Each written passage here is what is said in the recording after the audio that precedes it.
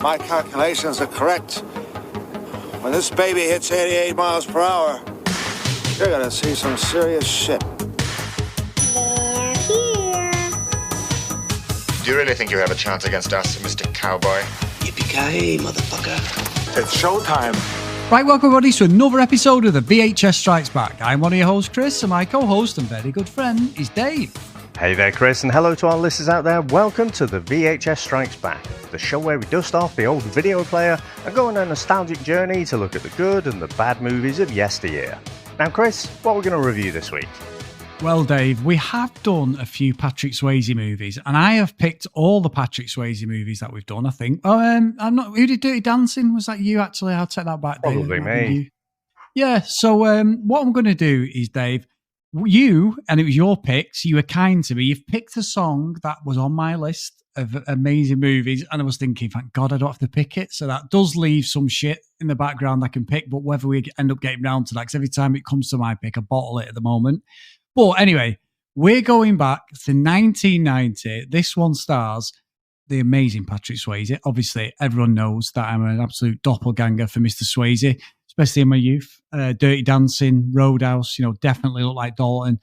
Demi Moore, Whoopi Goldberg, and Tony Goldwyn. And this one is Ghost. So, Dave, it is your pick, but where do you first remember seeing this one? So I'm pretty sure this was on video. This would have been about 91-ish, I think. Now, we're a light-hearted podcast, right? And I love our banter and interactions. We're going to briefly be a bit somber for a second. So I'd kind of shelved this as a memory as to why this movie was kind of important to me. But I lost my little brother in 88. And obviously it's not great, right? I was 12 at the time. This film kind of came at a good time for me because, I'll be honest, you don't ever recover from that shit, right? Watching this, I remember, I probably watched it more than boys my age probably normally would, but it was just a different way of looking at things. And so, obviously, it's a fantastic movie. The music was everywhere, wasn't it? And a few years later, you had Robson and Jerome doing Unchained Melody. But yeah, I was trying to think, where would I have seen it first? It'd have been video, and then the old, the rented video, then the copied video many times over after that. So yeah, I watched this quite a lot, and I think I'd kind of forgotten how much I'd watched it back in the day. And it's just coming back to it now. I've not watched it for years and years again. And it's just coming back and watching it now. I'm like, oh yeah, I pretty much remember this. Not quite scene by scene, but almost everything to it. How about yourself, Chris? Oh, well, I'm glad, sharing that story, Dave. So it's such an important movie because I think we all have movies around different things in our life that happened and that. So I totally get it. And yeah, not to bring it down, but I think it's very good of you to share that with us. So thank you, honestly, really good. I think for me was when it came out, I think this was one of the movies where I think hand on heart, this must be the highest grossing movie of Patrick Swayze's career, even though as the years have gone on, everyone talks about Dirty Dancing more, don't they? There's a generation of people finding Dirty Dancing now, the younger generation, you've got the screen stuff like on the stage on Broadway, the West End. There is Dirty Dancing, but there is Ghost as well, which I do want to talk about. So I think when this came out, it was a phenomenon. It's not my sort of movie, but obviously like Patrick Swayze, he was the sort of, it wasn't, I've said it before, he wasn't at the Mel Gibson level or the Eddie Murphy level for me of like my top sort of action heroes, but he was there. Swayze, obviously, he had Point Break, which he did after this, which is unbelievable. You think he did all them sort of movies before, but he went straight from this to Point Break. And then we talked about this, I think last week, where his hair's slightly different because he had to do a few reshoots for this while he was filming Point Break. And then with this, it was like a case of, am I going to like it? I'm going to like it. And I definitely watched this with my nan and granddad on that free year of movies. So when this first came out on VHS, everybody wanted to rent this. Everybody had to. If you went into the video shop and it was actually there, you had to grab it. Even if you've seen it before, you had to get it. It was absolute hot property. And when you look at the budget, $22 to $23 million budget, made $505 million budget. I mean, that, Dave, now would be in the billions without a doubt. even like 1990s level. That is unbelievable. So it's one of the highest grossing movies ever. And I do think that it was just something that really, the idea behind like, what's the afterlife, what actually happens, it's fascinated me since I was a kid. You know, like, is there an afterlife? Is there, you know, will we get to see all the people that we love who are not here? You hope that you will. You hope that, you know, for your own family, if something happens to ourselves, unfortunately, we all, you know, again, like I say, reality is as soon as you're born, you're basically dying, because it's just how long your clock in life and in this world will be here, you know, and as many times as possible, Dave. How many times I can pull one off, you know what I mean, Dave? So we've got to be in the thousands now. However, we could get into the tens of thousands by the time I pop my clogs. But you do, you hope that you'd be able to look over your family and all that. So these sort of movies really look at stuff like, all right, it's not like a ghost type, like Mr. Destiny. Can you change what had happened if you'd just done this? You know, obviously he was playing baseball and all that. Like, what would happen? So these sort of movies really, really sort of prick my interest. And when this came out, I love this movie. I was like, this is one of the movies where I think when I was still at school, so 1990, probably 91, it would have come out in the UK. I definitely would have been one of them conversations in the playground, like, so have you watched that Ghost? No, I don't watch that shit. And then he's like, when there's no one there, yeah, it's a great movie. Because I would have been like 12. Hell of a game. Yeah, 12 going, well, 1991, I was 13 in the November. So it would have been like that age. But I love this movie and I've watched it a few times. But like, I don't think I've watched it for a good 10 to 15 years from start to finish. It's been on telly a few times and I've caught bits of it and you come across bits on YouTube. But yeah, I was so pleased you picked this because it is on my list as one of the movies I would have picked. But because I think we had a run of like Next of Kin, we had Roadhouse, Next of Kin and stuff like that, and we had different, you know, Dirty Dancing we've done. It's like I didn't pick it for that. I thought I'll give it a Swayze, sort of a bit of a breather. So when you picked it, I was over the moon, to be honest, Dave. But I'm really looking forward to this one. Yeah, it's funny you say about the sort of macho-ness. It's ridiculous thinking back, isn't it? Another film we haven't covered actually is Labyrinth with like David Bowie and Jennifer Connelly, and I love that bloody movie. And I remember a mate of mine was around. I was like, "Oh, do you fancy watching Labyrinth?" He's like, "Nah, it's a girls' film." I'm like, fuck you, buddy. Give a fuck. Yeah. But yeah, weird time. So yeah, Chris, should we get into our trailer? Let's go.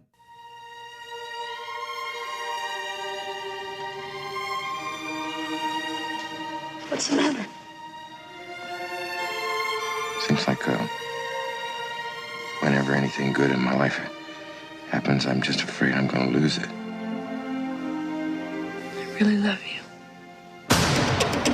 What do you want? Get out of the hotel!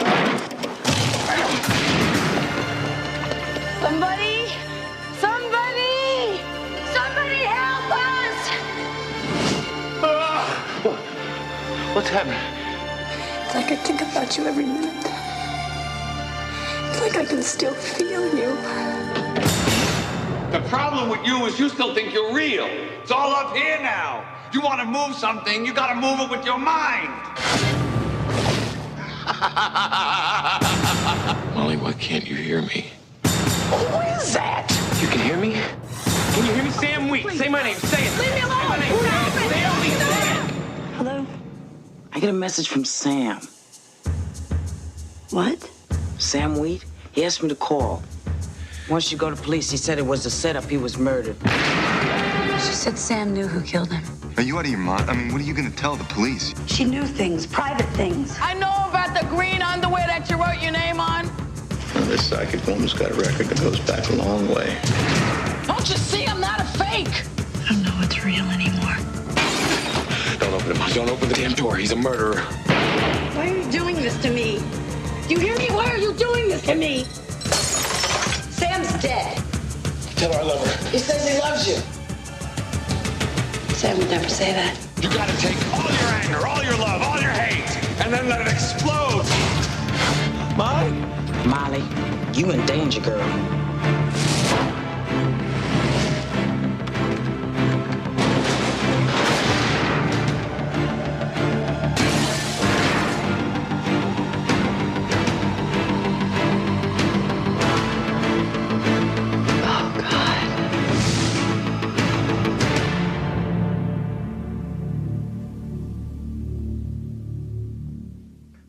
Banker Sam Wheat and his artist girlfriend Molly Jensen move into a Manhattan loft with the help of Sam's friend and co-worker Carl Brunner.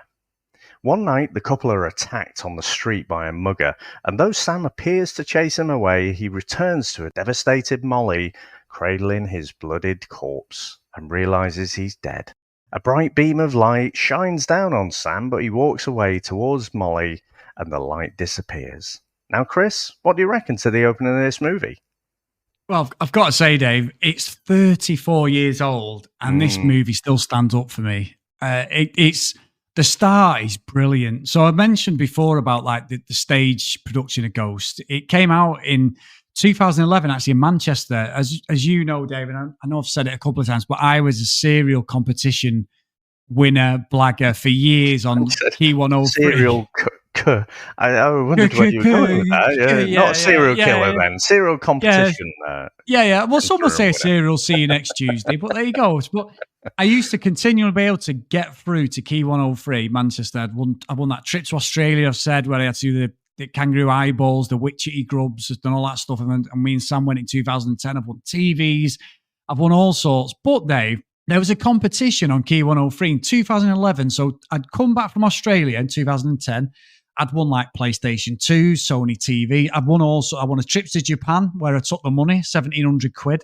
I'd done all sorts. But as it got more thingy, I used to pop up doing all the competitions, so much so that the presenter, Mike Toolan, used to go, cheers, Chris. Yeah, thanks. Like I was part of the show because I was always getting through. I knew when to ring and all this. I may have even done some family members' day for vouchers just so it wasn't just me winning everything with different voices on. But there you go. So I've won thousands doing this on the radio over the years. You don't do it now. This was like years and years of doing them. One of the competitions was a trip to New York. So in 2011, on the back of this Aussie trip, I'm thinking, I've got to win this. Gets to Key 103, and you're going to piss yourself. I don't know if I told you. So gets to Key 103, and they went, right, hi, everyone. And the fucking presenter, Chelsea newbie, she went, hiya, Chris, you all right? Oh, here again, are we? Bloody hell. So it's a bit harder to win this one. So I'm thinking, what is it? So I've got jeans on, T-shirt. What we're going to do is we're going to take you outside. You got to have a member of the production team. You need to run from Castlefield to St. Anne's Square up Deansgate and jump into the fucking fountain in the middle of fucking St. Anne's Square. And there's an invitation for there was 4 of us doing this competition. There was me, this guy, and 2 women. But the production woman's got to be with you, right? So I was quite fit at that point as well, 2011. I was like, right, okay. And you know I'm slow as fuck, Dave. Let's be honest. As you say, I look like I'm moving, but I'm literally fucking on a treadmill at times. I'm like deceptively slow. Yeah, slower than I look, big time. And the girl I get picked with, very pretty girl. This girl, she's got fucking Uggs on, Dave. Fucking Ugg boots. So she's got to run with me. So we get outside the door. They hadn't told us what we were doing. And they said, right, ready, go. And obviously the radio station's carrying on, but there's someone running with us with a mic, like Annika Rice going, how are you doing, Chris? And they're catching up. So this other guy, the 2 women, absolutely caned Dave. I was like, even I'm fucking faster than these. I was like, it's not like being at school where I'm last in the fucking races. I'm on here.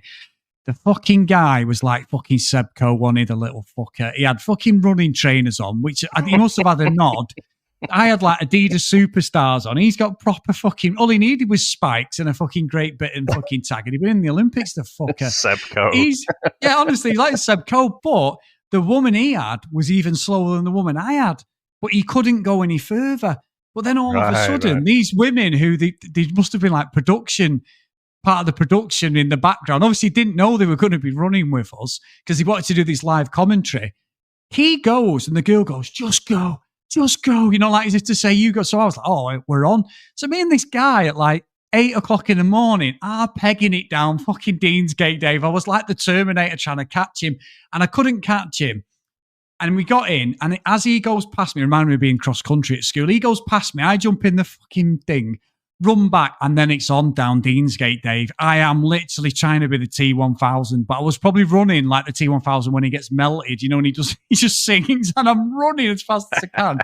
We caught up with the 2 girls. They're just like fucks, like the girl I had with Ugg boots, waste of time. Get back to the studio, and this fucking guy beat me, didn't he? And he won the trip to New York. I was fuming. However, they went, And then Mr. Competitive, which I'm not really, I'm not that competitive because I'd lost a holiday in that to New York. I'd never been. I was like, my producer girl, she was next to me. I went, the girl she's here isn't even here. This girl down there was fucking probably getting a taxi or something. She was fucked. And that's what they said with the rules. Oh, no, we're giving it to him. Well done, me. And I was like, you fucking tosspot, you little shit. He fucking legged it like Seb Coe and all this. Honestly, he was a top runner, to be fair. So I congratulated him, like, yeah, great, mate. Well done.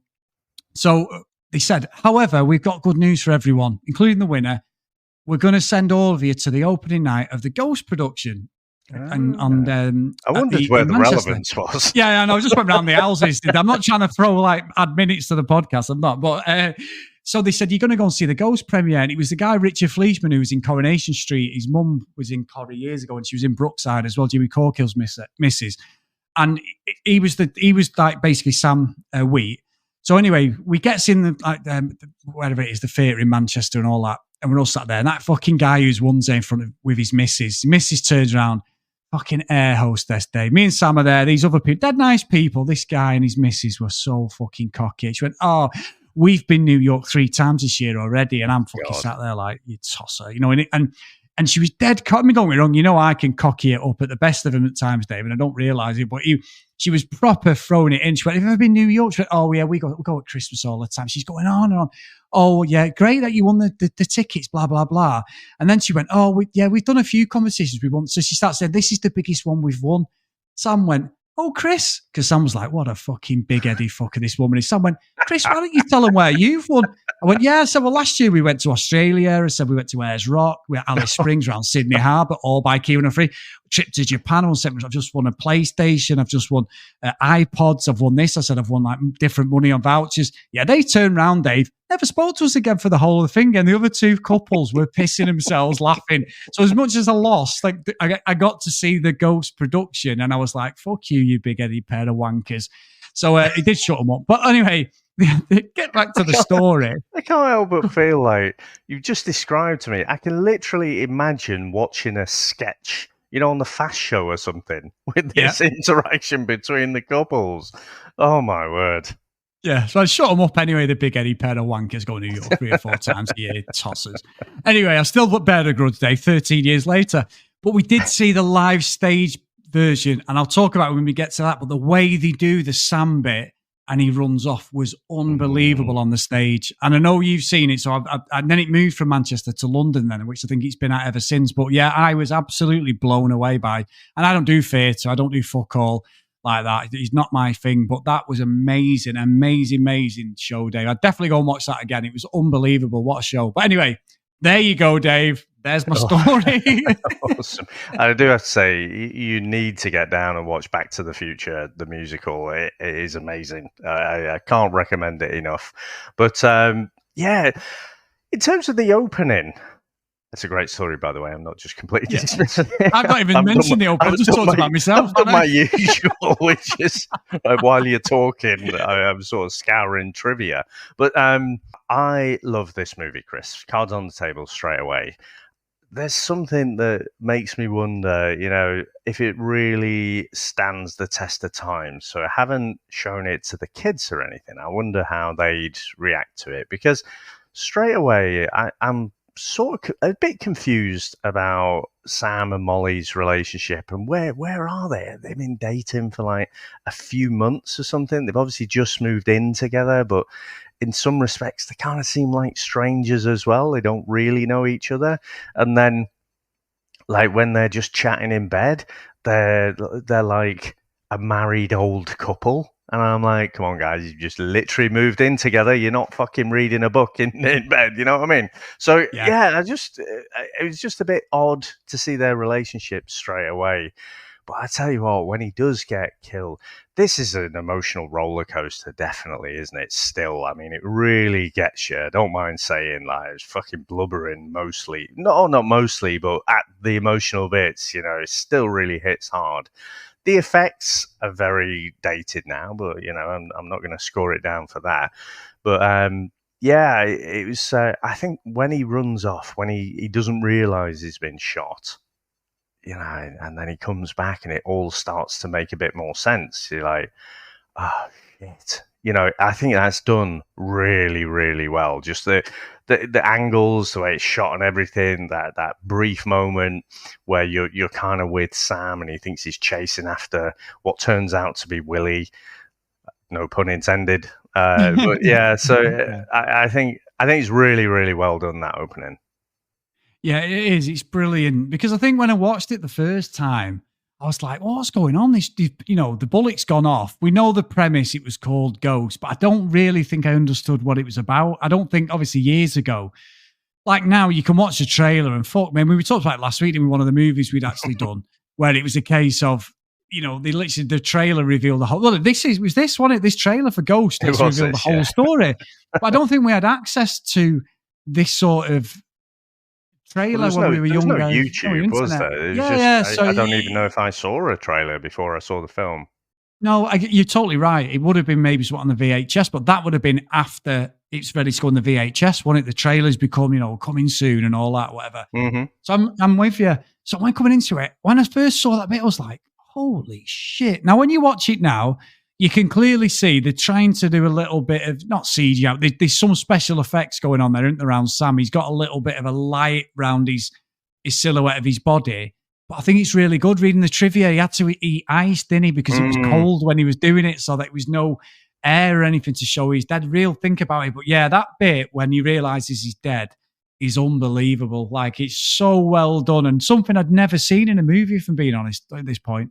Yeah. And the whole light sort of disappearing as he walks off, and then when later on he sees, obviously the baddies get dragged to hell, don't they? And the good people ascend into heaven is the visual kind of things that we see.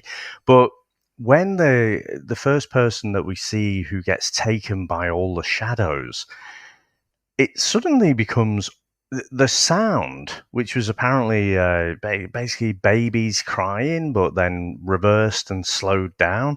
It sounds really fucking haunting. I mean, I hear it now, and it's still creepy as anything for me.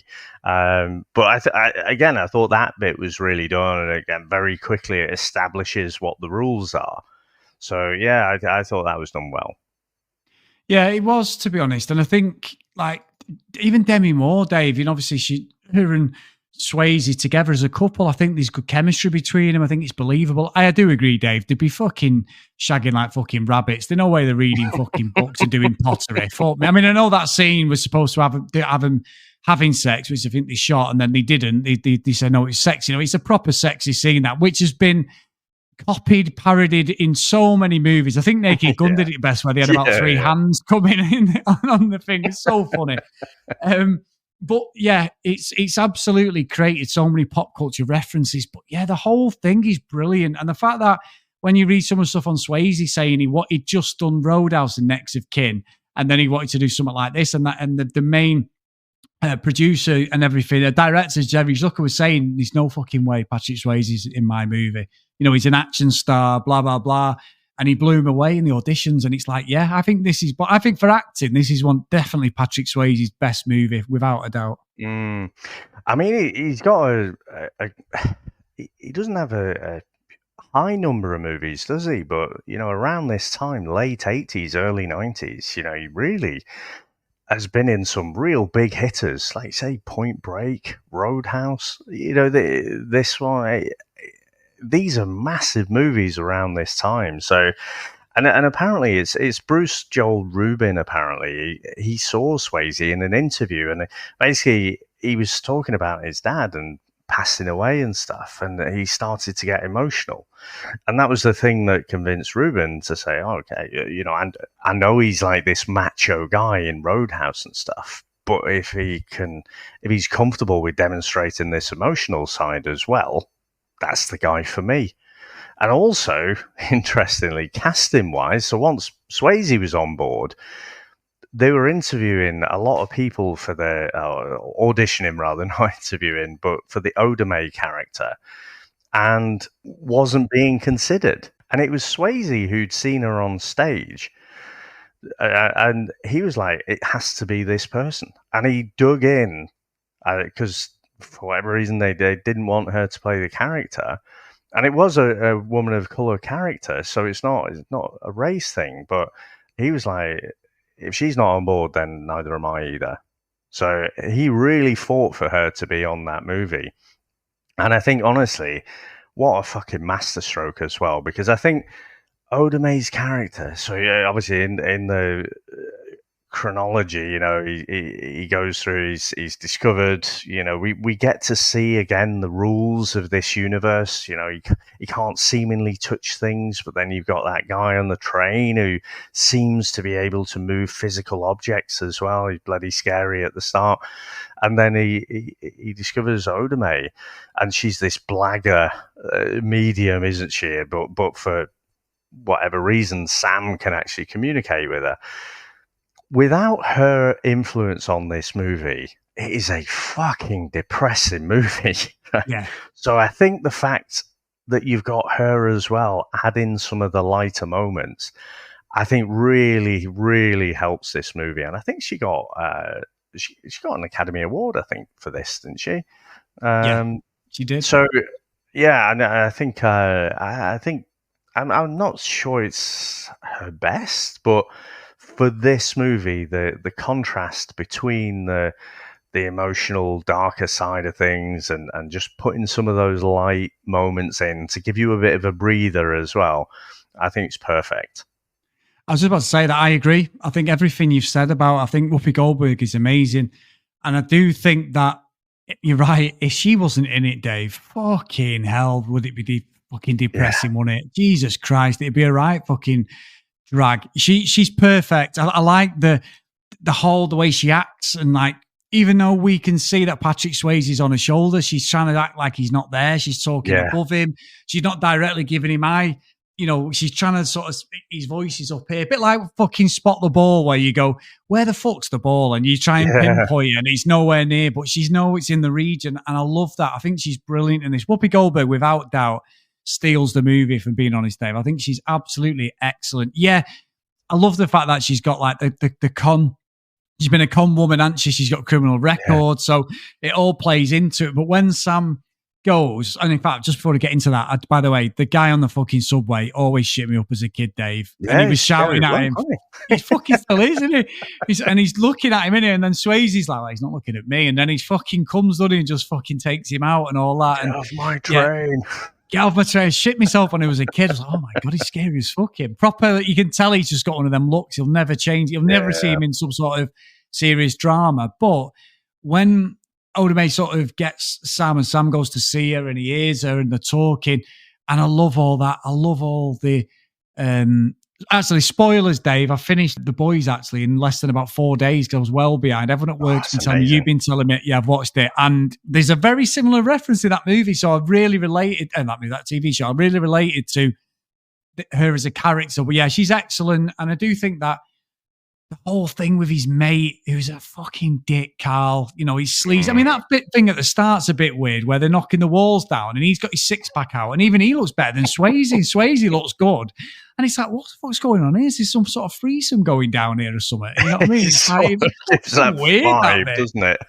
Yeah, he's got proper abs and everything. He's proper ripped up. And yeah, I think, like, as a movie and as a concept, I think, I mean, there may have been movies similar. People might say, well, it was actually based on this, which we've seen, like Randall and Hopkirk, where he talks to him and all that, and he's got the white suit on and his mate's there. I think it's Randall when it was the detective who was still alive. But we get that feel to it. But I still think it's a great movie. And I don't think at 2 hours, 7 minutes, I don't think it's a slog at all. It's definitely a movie you can sit there and still enjoy after all this time. And I think the story holds up really well.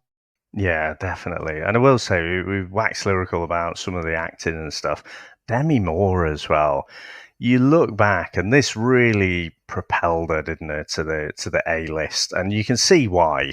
I mean, that trauma, that emotion that just pours out of her, I think is done really, really well. So you look back at this, and like I say, she'd been in stuff before, but she became, Hollywood royalty as part of this, I think. You know what? I don't want to skip over, just going back a little bit. when Sam is trying to convince Oda Mae to go to Molly, and she doesn't want to at first because it's ridiculous. And so he does the old Henry VIII I am, right? And I'd sort of forgotten about that bit. I thought, that's kind of, again, a little bit funny. But when Oda Mae says to Molly that that's how Sam convinced her, she goes, oh yeah, that was how he convinced me to go out with him. Yeah, no, I was thinking that. Okay, can we drill down a little bit on that, please? So what was the context? Because we saw him like literally sat in the bedroom for Oda Mae singing this thing. So were they in like college dorms or something? He was singing this outside a door. Was he following her around in the daytime maybe? It's one of those things where never even picked up on that line before, but watching it this time, I'm like, it's a bit creepy, that, mate.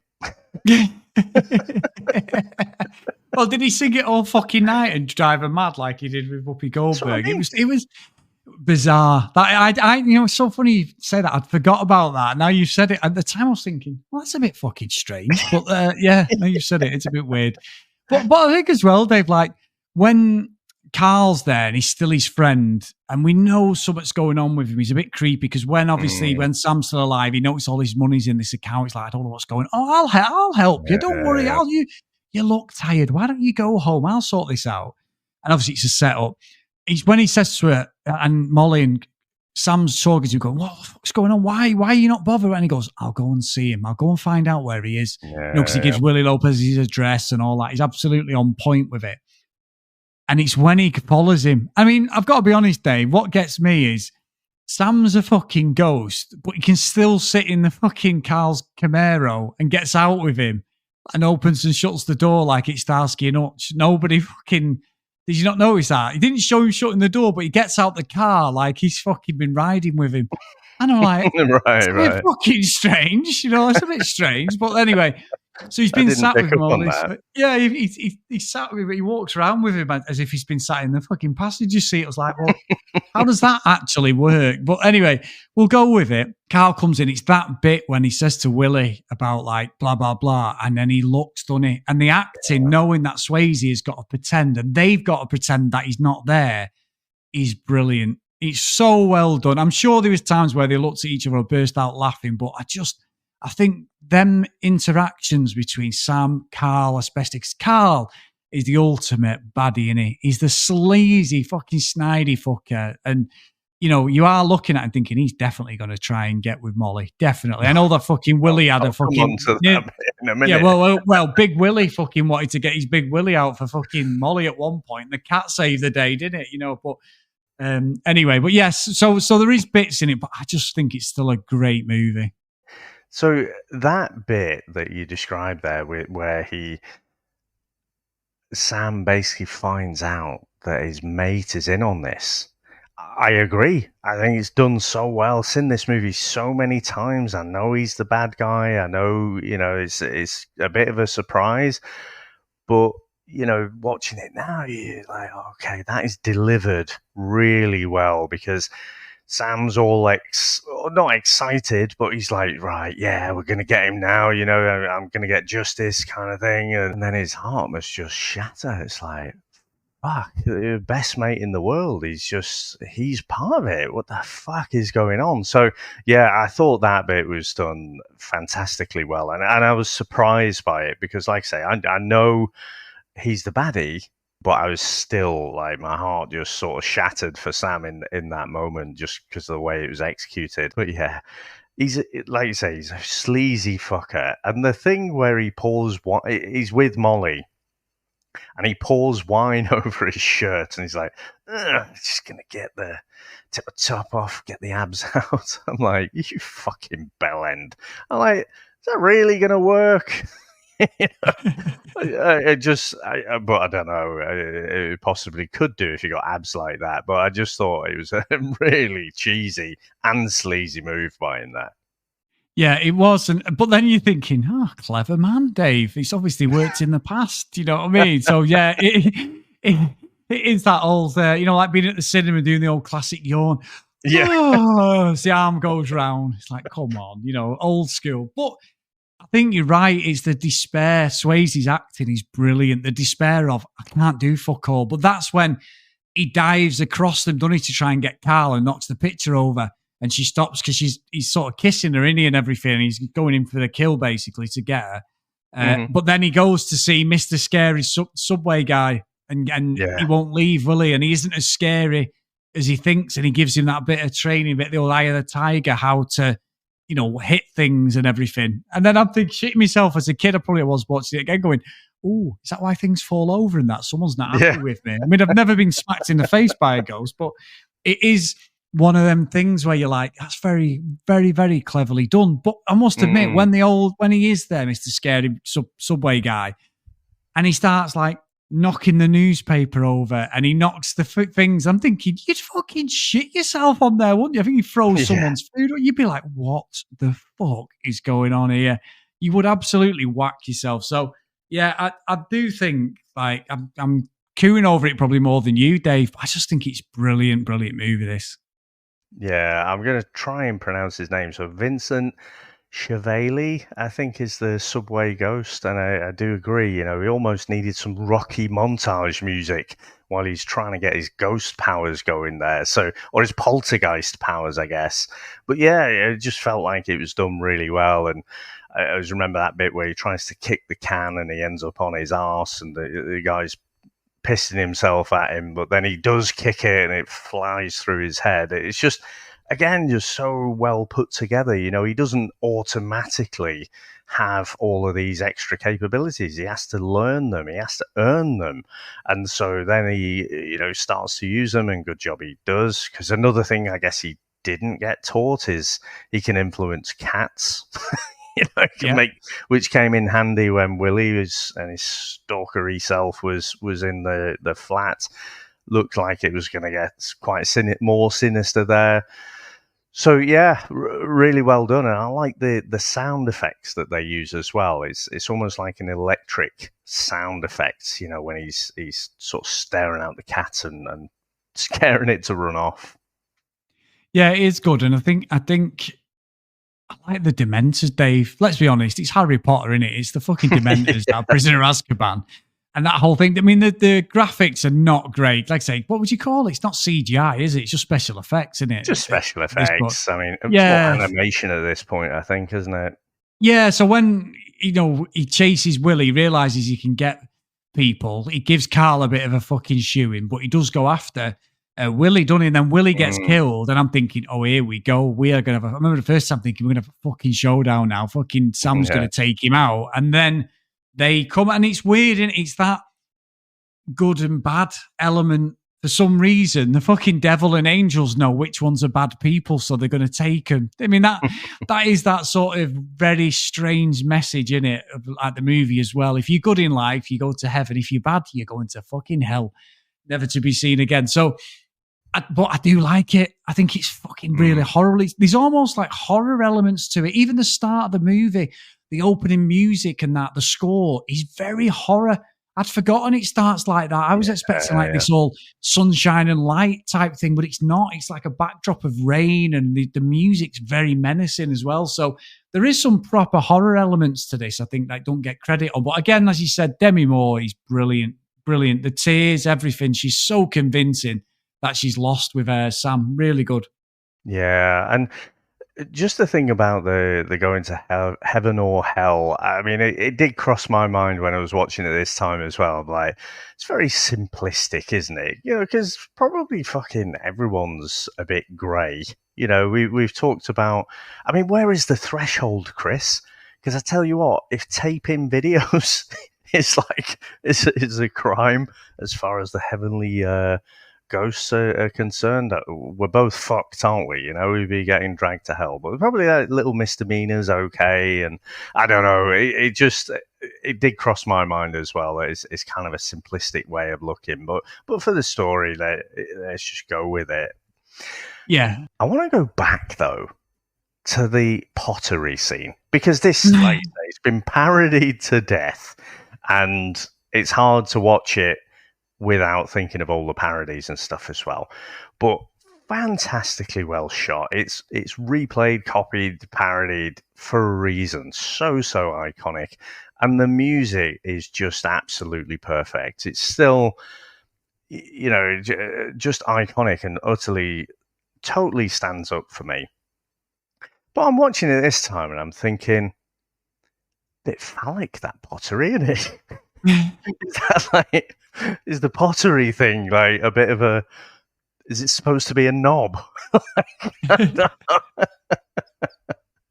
So I don't know. It's a genuine question. I don't know. Just the phallicness hadn't ever occurred to me before, but it just did this time. Well, I think when reading the trivia there was something in that it was supposed to collapse a lot sooner, and they just went with it, Demi Moore and Swayze. However, Dave, let's be honest, you always need a couple of minutes afterwards, Dave, to get your fucking powers back, don't you? Let's be honest. Everyone's goes flaccid at some point. You've got to, if you can go straight for it again, then fuck me, what tablets are you taking? I need them. But yeah, definitely, you need to compose yourself, Dave. It's different. For men, it's slightly different, isn't it? You've got to be ready to go. But yes, I do think it's supposed to symbolize something like that. But it is a sexy scene. It is a sexy scene. And I'd have been more annoyed. I mean, this is the start of the relationship, really. They've been together. They're still, lovey-dovey. If that had been 10 years down the line and say Sam was making a fucking pot, I thought, oh, yeah, I'm in here. Let's chance my arm. She'd be fucking fuming that I broke a fucking vase there, wouldn't she? She'd be like, fuck off, you know what I mean? So, yeah, it's it is one of them things, I think. In the infancy of a relationship, you get away with that shit. You'd be like, oh, it's so funny. Yeah, I was making this thing. It was brilliant. But actually, real life, you'd be like, you fucking dick. Can you not just wait 5 minutes or whatever? So, yeah. But again, I keep saying about the music. I mean, music's so important to these films, isn't it? I literally can't think of another song that would fit more perfectly with that scene. I mean, you couldn't play the Benny Hill music, say, could you? Very much ruin the scene. So yeah, Unchained Melody, definitely one of the favourite songs all the time. Never get bored of that. But what do you reckon about his mate when he does go? Because they do that kind of thing that happens with, say, in Batman movies and stuff. And by the way, it's fucking... When Sam did get killed, I didn't mention it before, it did sort of remind me of Bruce Wayne's parents. I don't know why. It's just like, this is like the origin of Batman. But yeah, I think Carl, he gets killed, but Sam isn't the one to actually kill him. He almost like, he's going a bit nuts, isn't he? He knows Sam's there, and, he ends up getting skewered by the window. And I just thought it was a clever way to not make Sam a killer. Yeah, because it's his own downfall, isn't it? Sam's he's an accountant, for God's sake, isn't he? Or works at the bank or whatever he is. So the fact that, he's got a bit of fight in him and he ends up getting shot, he's giving this guy as good as he gets. It wouldn't have made any sense, would it, to him to go full on Dalton all of a sudden and just start fucking taking names. So I think that's the payoff. Karma comes and gets Carl. But again, the fucking Dementors come, don't they? And it's like, even fucking Sam's like, holy shit, like what's going on? I think that's done really well. And I think like the whole premise of the good and bad makes sense as the movie, carries on. And obviously, you've had that bit just before it. The whole point of this is when I thought it was so funny that Oda Mae goes to the bank. She signs it in a real name and then says, I've signed it in the wrong name. And that woman doesn't think, well, that's a bit odd. She just gives her another cashier's check to fucking sign, doesn't she? I know, yeah. It's good. That whole scene with Swayze, and he's like, no. She goes, I'll have it in 10s and 20s. He's like, no, cashier's check. Fucking 10s and 20s. You need fucking about 3 massive rucksacks to come out of there. So the idea, and then fucking Molly ruins it, doesn't she, to Carl saying, she was in here fucking drawing some money out or something, and it's like, and you see Sam going, fuck me. But yeah, it's brilliant. But we do get, similar to last week where the movie finishes and you've got 20 minutes then, 3 men and a baby, where the whole point of the story is this drugs thing, and then that finishes, and then we get 20 minutes of sort of stuff that really should have been mixed in. I think we should have just had a 5-minute thing at the end where everyone rides up into the sunset with Mary and stuff. But this is similar. you've got about 15 minutes now, this thing with Oda Mae, because when he went to see her, Sam, and she wouldn't help him, and he's got all these ghosts there now, no, she can speak, and that guy gets in the body, and we get this whole thing about it takes all their energy. So obviously Sam does it with her when they're dancing. That whole thing when they're dancing and that, Dave, he's proper like lump in the throat stuff. Him and Demi Moore. He's good. There's a little bit of conjecture there because obviously he's taller than, I think Whoopi Goldberg's smaller than Demi Moore, but we go with it that it's Swayze and the dancing, and then obviously that's the thing with Carl. But yeah, at the end, when she goes, I can hear you. And I'm like, how? What the fuck's going on now? Like, how can you hear him? So I think the ending's brilliant. I still think it holds up to this day, Dave, even with the effects. I think it's so well done. And the whole point of like, you know, you need to go, I love you and all this. Still ditto, Dave. There's apparently Swayze used to get asked that all the time. Ditto. So yeah, really well done. I think you get taken along for the movie, but right at the end, it got me as well. It's not a happy ending, is it? No, you know, she loses him all over again.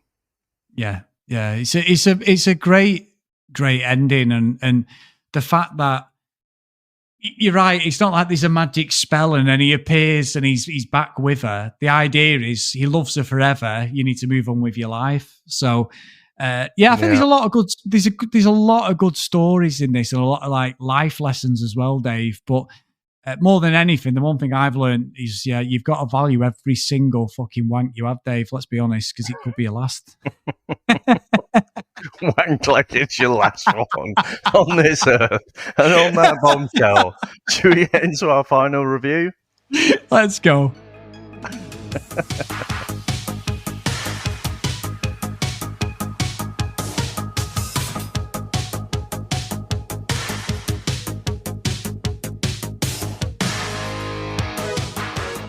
So, Dave, amazing pick. I'm so pleased you picked it. I absolutely love watching this movie again. It's an absolute classic. And I watched it on my own. Me and Sam were going to watch it. We've just not had time together. So I thought, I've got to watch it before we record. You know, I could probably recite every scene. So I've seen it that many times. But had it not been something I've seen for a few years, I was like, no, I can't go into this. I've got to go in and watch it again. And I thoroughly enjoyed it. It's a fantastic movie.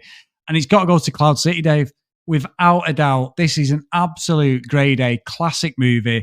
I love a bit of Swayze because obviously he looks like me, Dave. And as everyone knows, I'm an absolute doppelganger of Swayze. But it's just the story. Like Whoopi Goldberg is brilliant in it. I don't think I give her the credit watching it when I first watched it, but watching it now, you hit the nail on the head. She is the relief that we need because this will be one depressing fucking movie, Dave. So she's the light relief to such an important story. So absolutely brilliant. And I'm so glad you picked it. So what about yourself? Yeah, it's going to be a surprise to no one, but this is Cloud City for me as well. I mean, it still really gets me, to be honest. I mean, it is an amazing movie for us. Now, there's a little bit of doubt in my mind. I'm thinking if someone came into this, sometimes we watch movies we've never seen before, and it's like, oh, yeah, that's really out of time. I think this is perfect for us Gen Xers. I just wonder how someone coming in new to it without all that nostalgia would feel about it. If they've got no attachment to Swayze or Demi Moore or Whoopi Goldberg, I don't know how it would come across to them. But for us, fuck them. For us, this is perfect. I just think it's an amazing movie. Like I say, the story, it's not the most complex story in the world, is it? Nice, simple kind of story, but touching on those themes that affect us all. The music, the way it's shot, the acting performances, just absolutely amazing. Absolutely loved going back and watching it again. No, brilliant pick, mate. Thank you for picking it. And Dave, we had 3 Men and a Baby, Ghost. So what perfect way to finish off this absolute trifecta of movies than picking something absolutely ridiculous. Now, this one is by our good friend Jack, Dave, and we're going back to 1994. This one stars Paul Walker and the voluptuous Denise Richards. This one is Tammy and the T-Rex. So let's get into the trailer.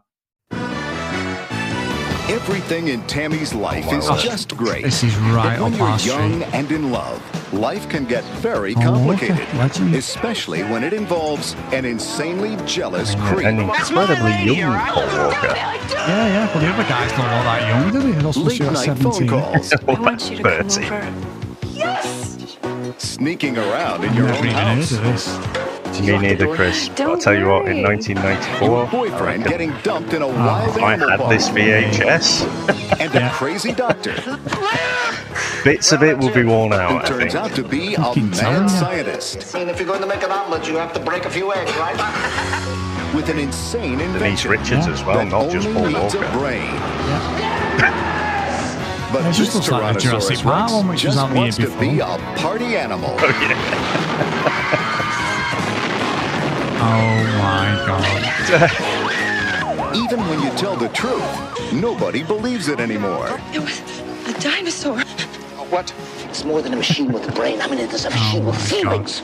We are on the brink of something special. What the fuck? We are going to be immortalized. Is that really you in there? Oh, Michael, what have they done to you? Tell you what, Dave, but his fucking cock's massive, that T-Rex. Jesus Christ. Hard to explain. Fucking bestiality, that shit. It's in a truck being driven by your son. Byron? Yes, sir. See a couple of folks back in the hospital. How did he end up with fucking Fast and Furious doing this fucking nonsense? A dinosaur. Jack's having his army a day completely. That is my dinosaur that you are threatening. I made him and he is mine. What are we gonna do? I will give you immortality. Oh my god. Not if Tammy has anything to say about it. Tammy and the T-Rex. Fucking hell. Oh my god. I did message Jack. I said, have you been collaborating with Spider Dan here? But What the hell is that? yeah, like you say, we've gone through some massive big hitters. And then there's this. So That's yeah. exactly what the podcast is about, Dave. I love it. Absolutely love it. So thank you, Jack. Yes, well done, my friend. If you want to email us, please email us at vhsstrikesback@gmail.com. If you want to follow us on social media at vhsstrikesback, please get onto your podcast catching review app. Please get onto your podcast catching whatever, yeah, and drop us a review on the show if you can, good or bad. It'll all make sense at some point. If you don't support us, please get over to patreon.com/the VHS Strikes Back. So the roll call of honor and a massive thank you to Jack, maybe. We'll see how that goes, Jack, for next week. But anyway, John, Mike, Lee, Helen, Dylan, Stephen, Trent, Dan, Justin, Susan, Timothy, Matt, Hales, Ken, Looking at the Green, Herb, Jack, Math, Blake, Glenn Davis, John Hammond, and Mr. Tony Farina. So thank you so much, guys, for all your support. Amazing stuff. And Tammy and the T-Rex. It sounds like it should be Tammy and the T-Rex tits or something, Dave, next week. That's how it's like there's too many T's going on there, but there you go. Well, let's just say I think the casting director's done well to get, two very aesthetically great-looking people to star in a movie like this, just at the start of their careers before they got bigger. But Chris, for our little musical number. So obviously when you think of Ghost, you think of Unchained Melody, and I just couldn't bring myself to really even go there. It's not something... I just don't want to try and create anything that's attempted to be similar. It'd just always be very much a pale imitation. So I thought, okay, 1990. Let me think back. Okay. Now, Chris, I would say around this time, you're starting to, or me, I was starting to be aware of music a lot more. And I think I experienced things like Guns N' Roses, Skid Row, Iron Maiden, there's that heavy rock side as well. But remember, you had that whole first kind of iteration of Manchester, didn't you? You had bands like Stone Roses, Happy Mondays, Charlatans, and I thought, okay, can we do something that is a bit around that time? And I kind of settled on Happy Mondays being something I'd play around with. So I want you to imagine, cast your mind back to 1990, think about that video for Step On. And I have to say, this is almost featuring Shaun Ryder. So don't think about Shaun Ryder on Gogglebox, where he looks like he needs a defibrillator on standby. Think of 1990 Shaun Ryder. You got Bez with his maracas there dancing away. That's the picture that I want you to have in your head when you listen to this.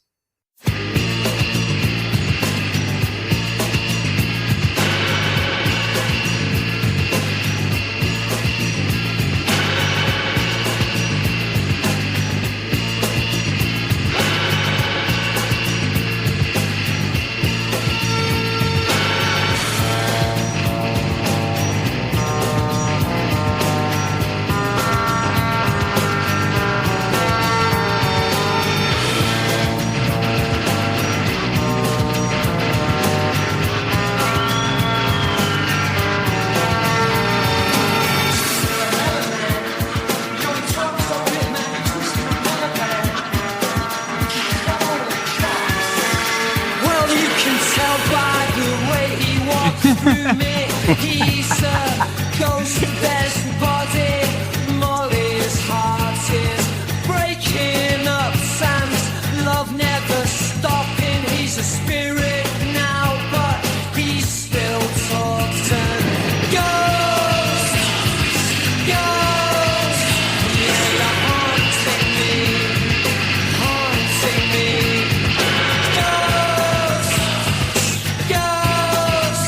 Yeah, you're haunting me.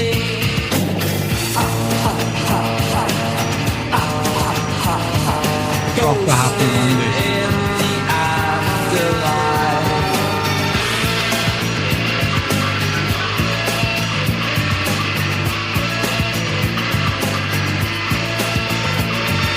Carl's a bad guy, he's scheming all around, but with Sam's help we'll bring him down.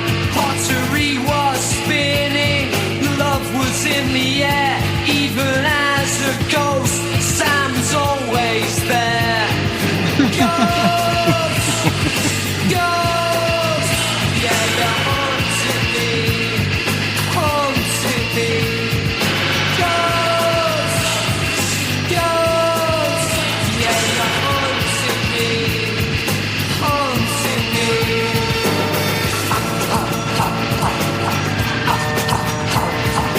Ghosting in the afterlife.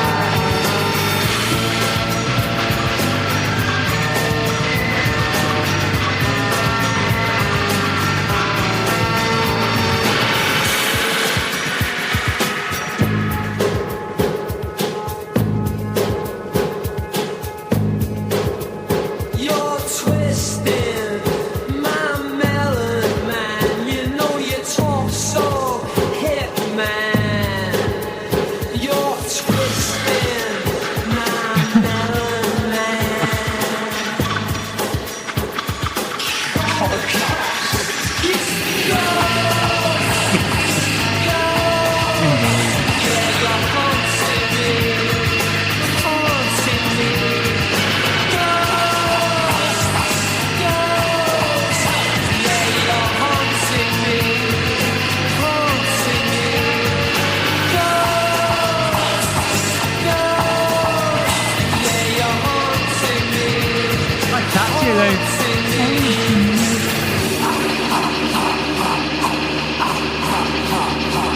ghosting in the afterlife. So honestly, I sort of sway in with my arms behind my back, imagining I've got, my curtains back and some shades on as well. So Definitely probably, maracas, yeah. Yeah, holding my maracas. But yeah, again, that was loads of fun. And I couldn't quite get everything I wanted. That's why I wanted to drop in some samples from Happy Mondays as well. But yeah, happy with that one as well. No, good. Really good. Really good. Well, Dave, excellent episode. Really enjoyed that. And yeah, can't wait for next week now, honest.